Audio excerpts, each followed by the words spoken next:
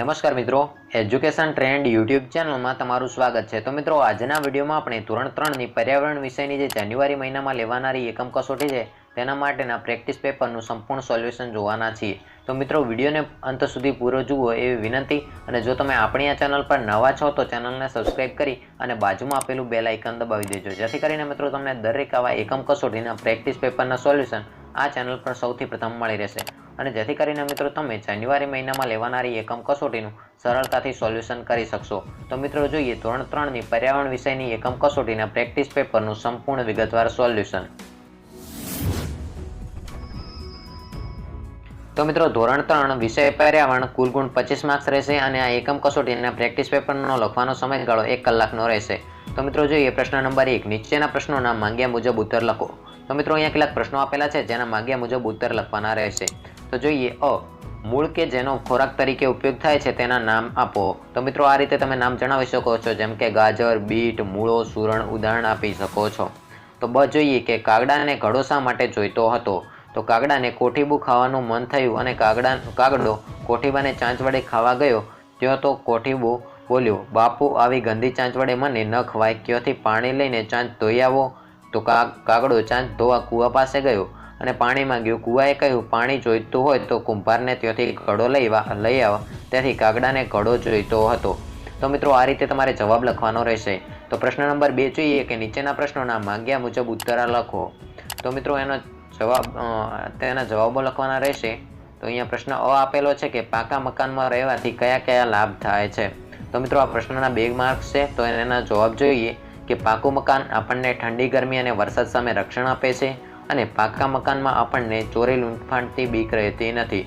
તેમજ પાકું મકાન આપણને જીવજંતુઓથી રક્ષણ પૂરું પાડે છે અને પાકું મકાન વાવાઝોડા અને તોફાન સામે રક્ષણ આપે છે। આ ઉપરાંત પાકા મકાનમાં તમામ સુવિધાઓ હોવાથી આપણું જીવન સરળ બને છે।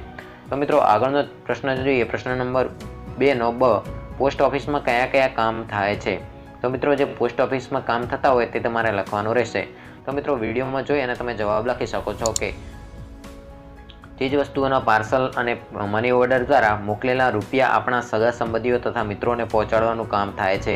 આ ઉપરાંટ ટેલિફોન બિલ અને લાઇટ બિલ ભરવાની વ્યવસ્થા કરવાનું કામ, તેમજ પૈસાના રોકાણ માટે રાષ્ટ્રીય બચત પત્રો કાઢી આપવાનું કામ, તેમજ રૂપિયાની બચત માટે બચત ખાતું અને રિકરિંગ ખાતું ખોલાવવાનું કામ થતું હોય છે। આમ પોસ્ટ ઓફિસમાં ઘણા બધા કામ થતા જોવા મળે છે।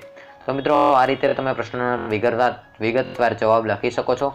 તો પ્રશ્ન નંબર 3 જોઈએ કે માંગ્યા મુજબ ઉત્તરો લખો।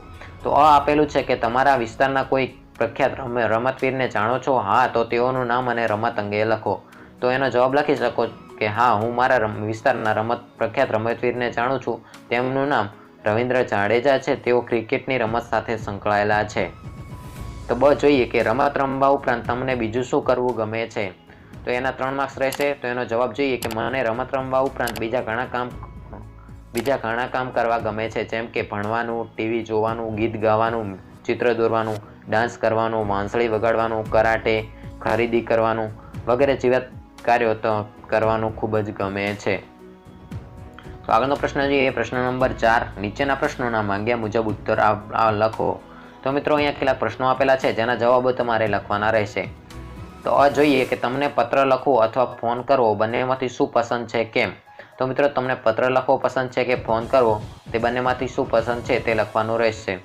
તો એના કુલ ગુણ 2 માર્ક્સ રહેશે। તો એનો જવાબ જોઈએ કે તમને જે પસંદ હોય તે તમે લખી શકો છો।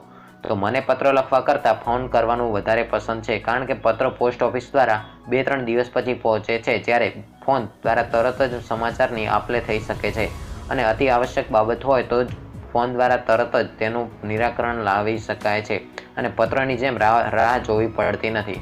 તો મિત્રો, મોબાઈલ વ્યવહારનો ડાયરેક્ટ મોટો ફાયદો એ છે કે તેની રાહ જોવી પડતી નથી। તો આગળનું જોઈએ બ, પણ કે જેનો આપણે ખોરાક તરીકે ઉપયોગ કરીએ છીએ તેવી વનસ્પતિઓના નામ જણાવો। તો મિત્રો, પાલક, કોબી, ધાણા, મેથી, ફુદીનો વગેરે પણ છે અને તેનો આપણે ખોરાક તરીકે ઉપયોગ કરીએ છીએ।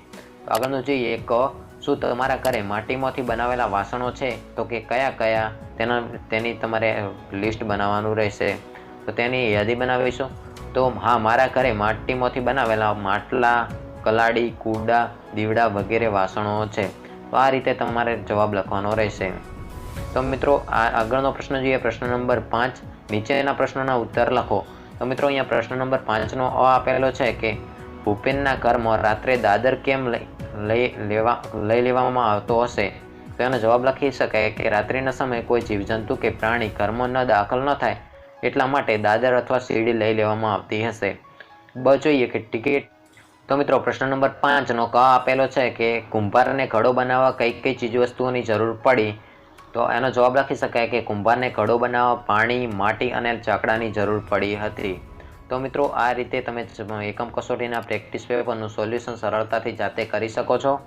તો મિત્રો આ હતું તમારું ધોરણ 3ની વિજ્ઞાન વિષયની જાન્યુઆરી મહિનામાં લેવાનારી એકમ કસોટી માટેના પ્રેક્ટિસ પેપરનું સંપૂર્ણ સોલ્યુશન।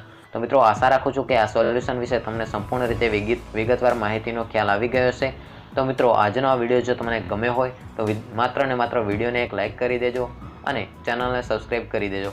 અને મિત્રો ચેનલને સબસ્ક્રાઇબ કરવું બિલકુલ ફ્રી છે, તો તમે અત્યારે જ ચેનલને સબસ્ક્રાઇબ કરી શકો છો। અને મિત્રો ચેનલને સબસ્ક્રાઇબ કરવાથી આવા દરેક મોડેલ પેપરના સોલ્યુશનના વિડીયો તમને આપણી આ ચેનલ પર સૌથી પ્રથમ